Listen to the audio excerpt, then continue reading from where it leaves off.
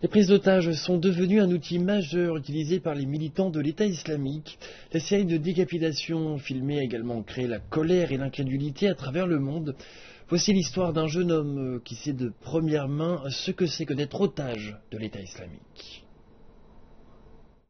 En mai dernier, Azzadine Omar, 16 ans, a fait partie des 153 étudiants capturés par les militants de l'État islamique alors qu'il rentrait à Kobané après avoir passé des examens à Alep. Quand on m'a capturé et que j'ai appris que c'était par l'État islamique, j'ai eu très peur. On ne pouvait pas leur faire confiance, bien sûr. Ils disaient qu'ils n'allaient pas nous faire de mal, mais nous avions quand même très peur d'eux. Au cours des premières heures, l'État islamique a relâché les filles et les plus jeunes garçons, mais une centaine d'étudiants ont été retenus en otage pendant plusieurs mois. Ils nous ont emmenés dans une mosquée et nous ont appris à prier. Le matin, ils nous donnaient un petit déjeuner et ensuite ils nous emmenaient dans une école. Chaque jour, ils nous disaient qu'on serait libérés le lendemain. Cela a continué tous les jours et par 2 fois, ils ont essayé de nous échanger contre des otages que le principal groupe de rebelles kurdes de Syrie détenait, mais cela a échoué. Azzadine croit savoir qu'ils ont été capturés car ils venaient de Kobané, une ville stratégique où l'État islamique livre une guerre farouche contre des combattants kurdes. Ils nous ont dit « Si vous n'êtes que des civils, nous ne vous ferons pas de mal, nous ne vous décapiterons pas.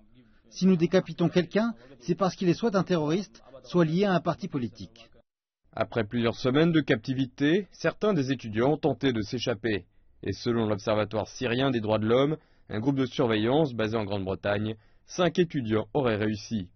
Ensuite, les conditions de détention se sont dégradées.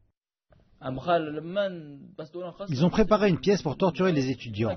Si quelqu'un voulait ou tentait de s'échapper, ils l'emmenaient dans cette salle et le torturaient très violemment. Les membres de l'État islamique sont originaires de Syrie, de Libye, de Tunisie, du Maroc, d'Algérie, d'Afghanistan, de Tchétchénie, d'Irak, de Jordanie, de beaucoup de pays. Après environ 4 mois de captivité, les militants ont libéré plus de 70 étudiants dont ils pensaient qu'ils n'appartenaient à aucune association politique ou régionale. Azzadine a fait partie de cela, et une fois relâché, il s'est rapidement rendu dans un cybercafé et a appelé ses parents qui s'étaient depuis enfuis en Turquie. Ils m'ont dit de me rendre dans un village près de Bounbij et ensuite de passer en Turquie.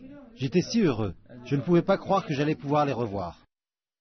Les retrouvailles avec la mère d'Azzadine ont été très émouvantes. Si vous êtes pris en otage par l'État islamique, vous ne pensez pas que vous serez libéré un jour. Donc bien sûr, j'ai été très heureux lorsque j'ai été relâché et que j'étais sain et sauf. Azzadine nous explique comment il apprécie maintenant chaque petite chose de la vie, des choses simples comme laver la vaisselle. Il se dit plus religieux à présent et prie tous les jours des prières pour revenir un jour à Kobané.